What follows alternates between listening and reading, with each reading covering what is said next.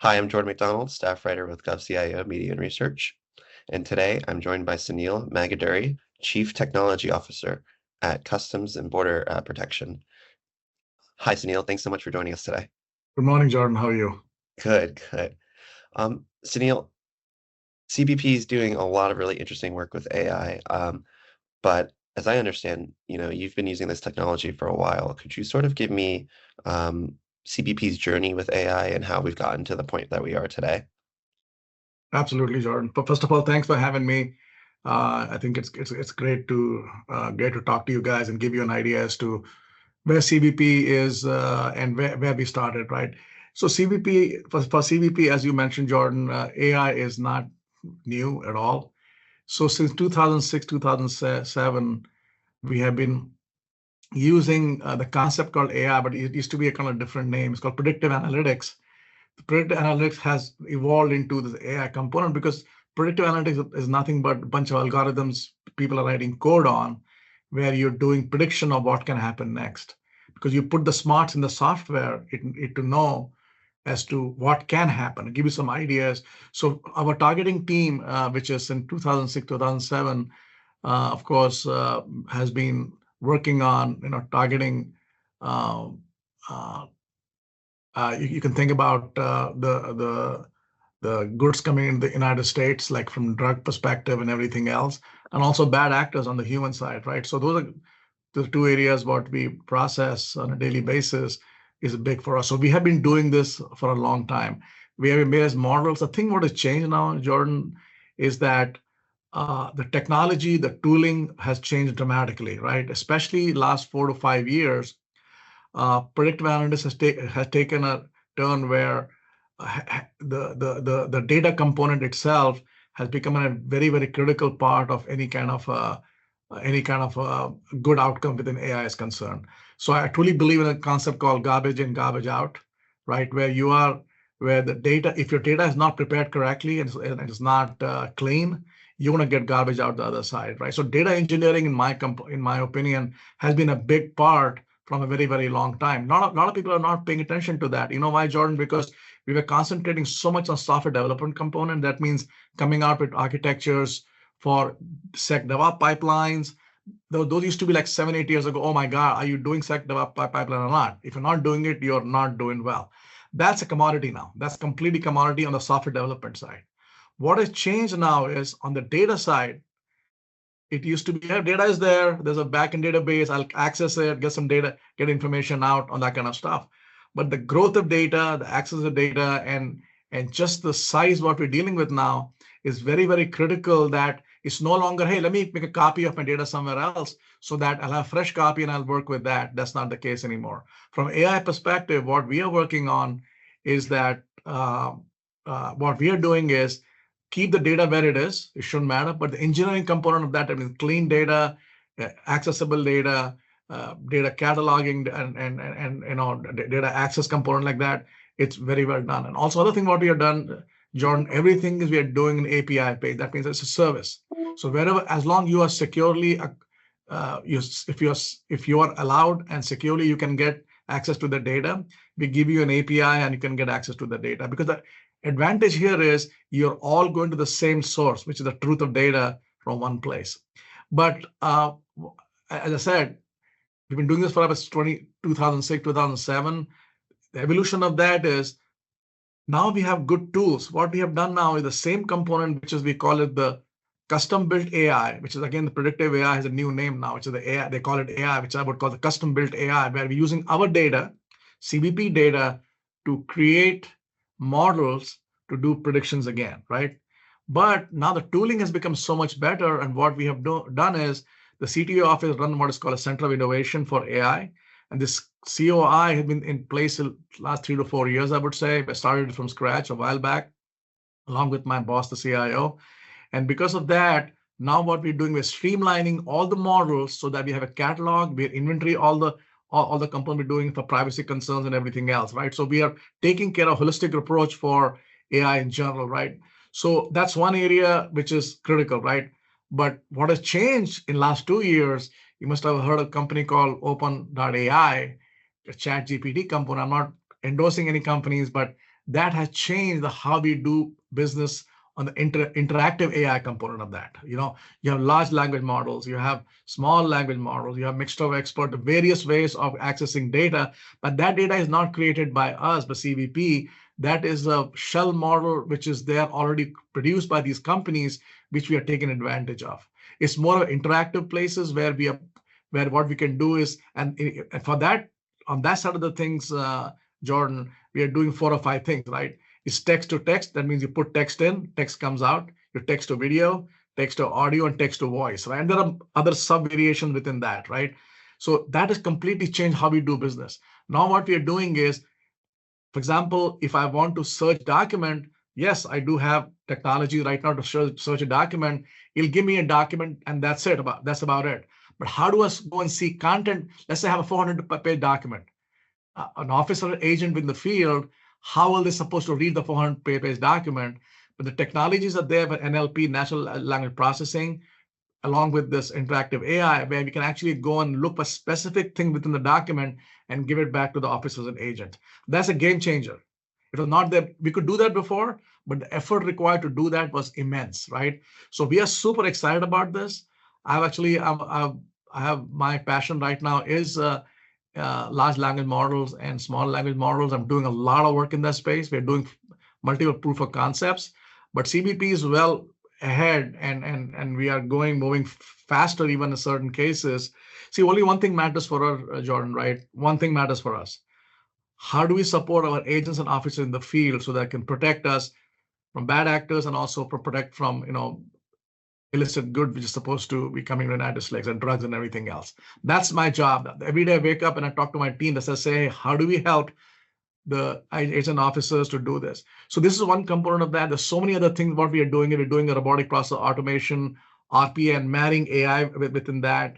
So a lot of things going on. I can sit here and talk to you for about 2 hours on this topic, Jordan. So I know we don't have that much time. So I hope that answered your question. Yeah, absolutely. You've definitely talked about a lot of the things AI is doing. I'm sort of curious, beyond large language models, how else is CBP using AI? What are some of the actual use cases at the borders, the northern border, the southern border, wherever there's a border for our country that you're using artificial intelligence? Absolutely. So think about it like this, right?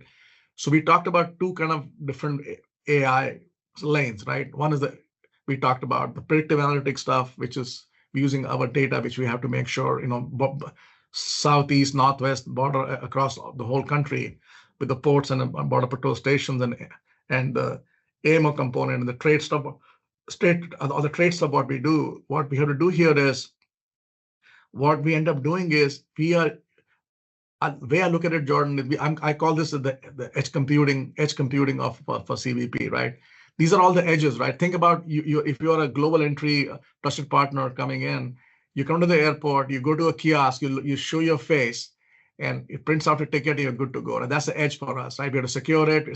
It has AI built in because it goes and checks certain things about Sunil or Jordan or Tammy, whosoever, and then gives you a result, and then we go from there. So same thing is happening for what is called the things within the border, both south and north and everywhere else. Using the technologies, especially the Office of Field Operations called NII. It's a public knowledge, and I'm not giving anything information which everybody knows. Now into some inspection is, we are building models here so that we look for things in cars, in trucks, and everything else, and we decide that AI is only an assist for us. Officer is always in charge, always. So always the officer makes the final call, but AI is an assist so that they can see even more detail what exactly is going on.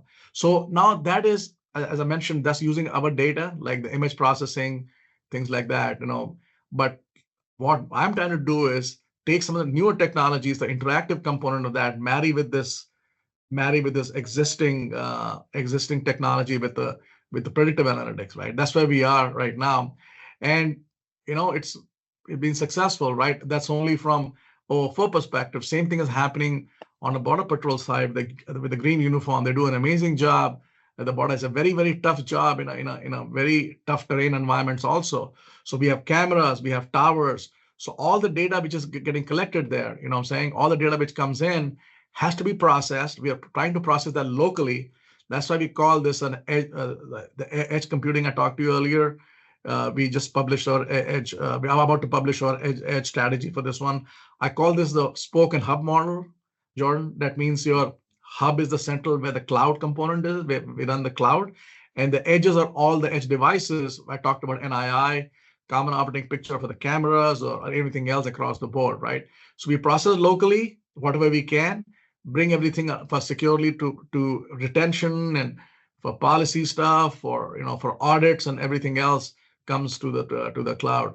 So from CBP perspective, we have a good architecture which we are trying to implement across the board. Just the size of CBP, you can imagine what we do on a daily basis, the amount of million passengers we process, the amount of tariffs we collect on a daily basis, and how much U.S. economy is dependent on imports and exports, right? As you can imagine. So we play a massive role in that. And of course, the passenger component, right? I mean, if you're traveling to the U.S., into the U.S., non-citizens or citizens, so there's a process in place for that. And security is the number one paramount, and that is the number one thing what we do. Everything from my shop, what we do is we look at every product which comes in to make sure it is secure in certain ways. Otherwise, it's not going in. The one thing I did not touch, Jordan, is this is the operational component we just talked about, right? From the nerdy tech component, which I'm also responsible for, we're also doing a lot of work on code generation. This is again a big area, as you know. You'll get a lot of thoughts in there. Some people are saying, hey, it's not as good enough, but we are making progress there to see. So when we write software, you must have heard of a process called the agile development process. Agile development is about 2 week sprints. Most of the people do 2 weeks, so do we. Within the 2 weeks, you do stories. These stories, software developers have to finish writing these stories, which is the code they build, so that you're putting that code out to the field for helping agents and officers. Now, if you're doing 10 stories in 2 weeks, I'm hoping with this code generation component, we can do like 30, 40 stories, right? Or even 20 stories. So that's where we are right now. It's a hot field, changing by the day. Every day is changing. And other thing what we are doing, Jordan, is to give access to all the 63,000 users some way to do a secure way or large language models where they can take advantage of summarizing a document or getting information out of that in a secure way. That means nothing goes out. That means everything stays within the CBP boundary. So we are doing that. We have proof of concept, which we're already working on. We have completed a few of them. So we are very comfortable with that. And you'll see more and more. Like, for example, recently, I was looking at there's an email I had to send to my boss. So I said, hey, how do I make it very much nicer? So I put some information in, it spit out a whole bunch of good stuff. I look pretty good on that, right? So that's what's going on. And that's the advantage. That's the thing we don't take advantage of. And we are seeing that across the board. You'll see more and more become prevalent. It's just taking off in CBP.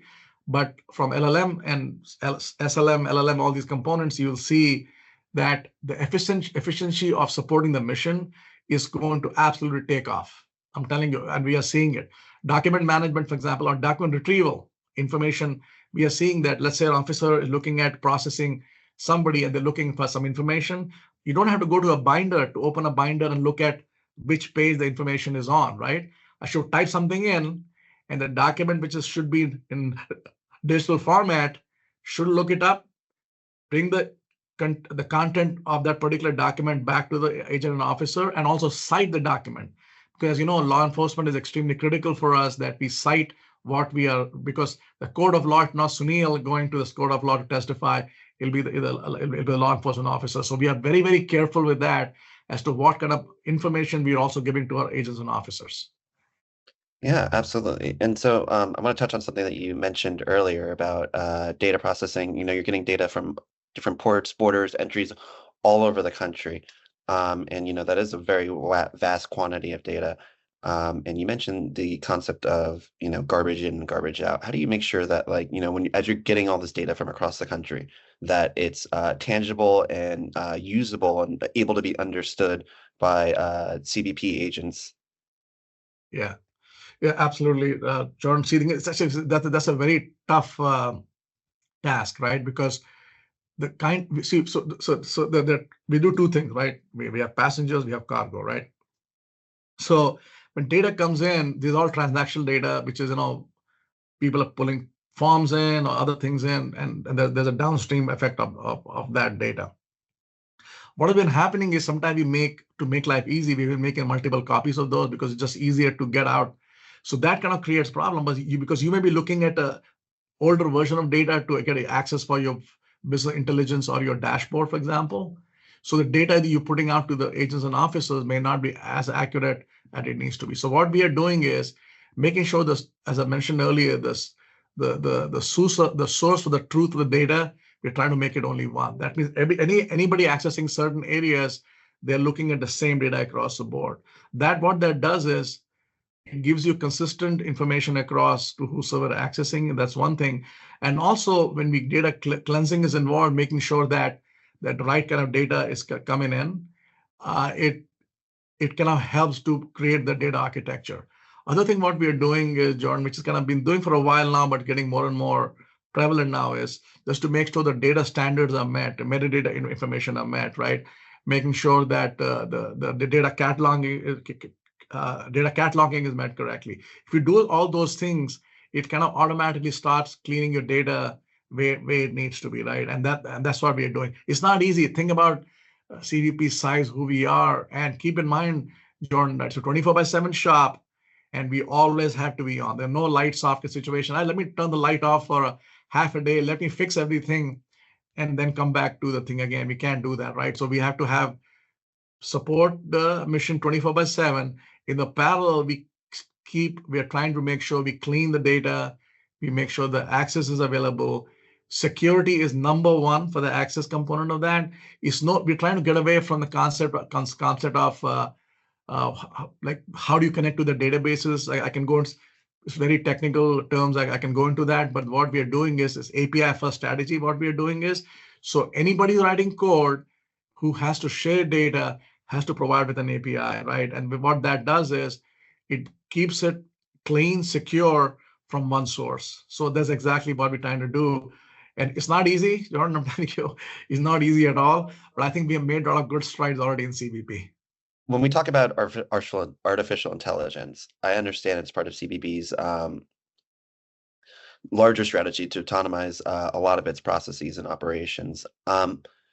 How do you balance the need to, spread the work out between, artificial intelligence while also making sure that the agents that you have on the ground are, one, able to do a better job, but two, maybe not lose their job at the same time and Yeah, create more efficiency throughout the agency?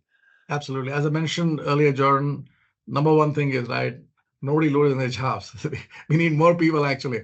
Thing is, what this does is AI, the component, the tools we are building, it's just an assist, right? It's an assist to the officers and agents, so that rather than looking at 5 different screens and trying to decide what should I do here, they're looking at lower number of screens and then look at, hey, this is the area I need to concentrate on because it looks like this could be a potential area where there could be a problem, right? So it helps there, because see, you can never, ever, ever replace a human mind of experience with what the agents and officers do. You just cannot. You just cannot do that. The cognitive functions of human brain, you just cannot do that, right?